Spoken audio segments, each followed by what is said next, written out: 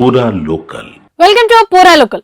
ప్రస్తుతం తెలంగాణ రాష్ట్ర రాజకీయాల్లో కీలకంగా మారిన స్థానిక సంస్థల ఎన్నికలు, దానికి అనుసంధానమైన 42% బీసీ రిజర్వేషన్లపై మంత్రివర్గ సమావేశంలో ప్రధానంగా చర్చించనున్నారు.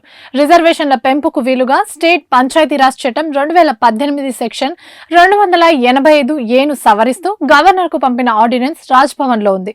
అసెంబ్లీలో ఆమోదించి కేంద్రానికి పంపిన బీసీ బిల్లులపై ఇప్పటి వరకు ఎలాంటి నిర్ణయం వెలువడలేదు. మరోవైపు రిజర్వేషన్ల ఖరారుపై హైకోర్టు ఇచ్చిన గడువు కూడా పూర్తయింది. ఏడాదిన్నరకు పైగా స్థానిక సంస్థలు ఎన్నికలు జరక్క కేంద్రం నుంచి రావాల్సిన నిధులు ఆగిపోయాయి. వీటన్నిటి నేపథ్యంలో ఎలా ముందుకెళ్లాలనే దానిపై మంత్రివర్గం చర్చించనున్నట్టు సమాచారం. రిజర్వేషన్ల విషయంలో జాప్యం జరుగుతుండటంతో ఎన్నికల నిర్వహణకు సంబంధించి కీలక నిర్ణయం ఏదైనా తీసుకునే అవకాశం ఉందని అంచనాలు వ్యక్తమవుతున్నాయి.